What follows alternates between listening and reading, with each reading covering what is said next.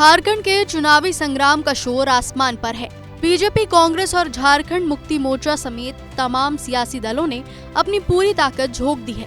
81 सीटों के संग्राम में जामताड़ा एक ऐसी सीट है जहां मुकाबला तो बीजेपी और कांग्रेस में है, लेकिन पैनी नजर झारखंड मुक्ति मोर्चा की भी है।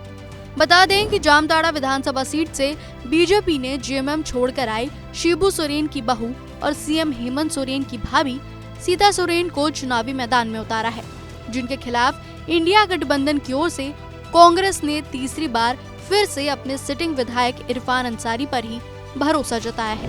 हालांकि यहाँ का राजनीतिक इतिहास देखें तो जामताड़ा में बीजेपी का रिकॉर्ड अच्छा नहीं है।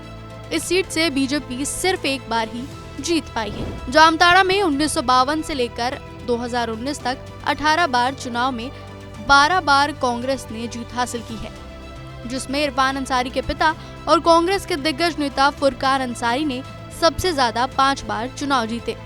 1982 से लेकर 2005 तक लगातार वो जामताड़ा के विधायक रहे।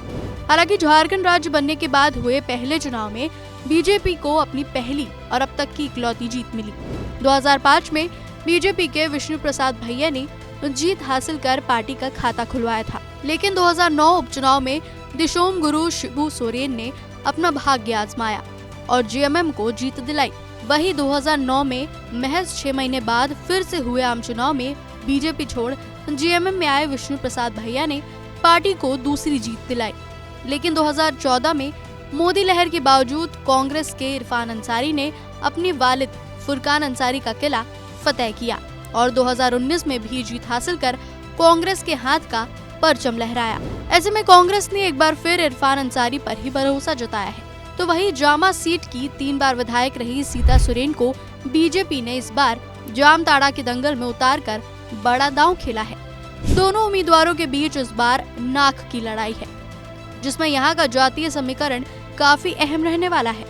बता दें कि करीब 3 लाख वोटर्स वाले जामताड़ा में सबसे ज्यादा करीब 30% मुस्लिम वोटर्स हैं, जबकि आदिवासी मतदाताओं की आबादी करीब 28% है।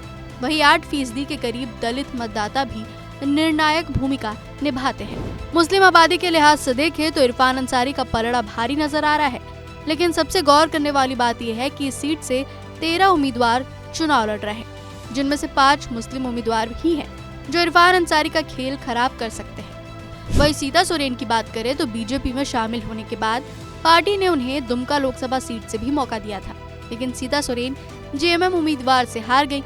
लेकिन बीजेपी ने एक बार फिर दुमका की इस हाई प्रोफाइल जामताड़ा सीट से उन्हें मौका दिया। सीता सोरेन ने जामा सीट पर तो जीत हासिल की है, लेकिन जामताड़ा में 2 बार के विजेता कांग्रेस के इरफान अंसारी के खिलाफ सीता सोरेन को अपनी ताकत साबित करना बड़ी चुनौती है। बता दें कि चुनाव प्रचार के दौरान सीता सोरेन को लेकर इरफान अंसारी के बयान ने सियासत गरमाई थी। मामला एफआईआर तक भी पहुंचा था, लेकिन विवाद बढ़ते देख अंसारी ने माफी तो मांग ली है, लेकिन बीजेपी के लिए माफी काफी नजर नहीं आ रही और भाषा की मर्यादा के मुद्दे को चुनावी हथियार बनाया गया है। बहरहाल, आपको क्या लगता है, बीजेपी के सीता सोरेन या कांग्रेस के इरफान अंसारी? जामताड़ा की जंग में किसका पलड़ा भारी रहेगा, ये हमें कमेंट कर जरूर बताएं।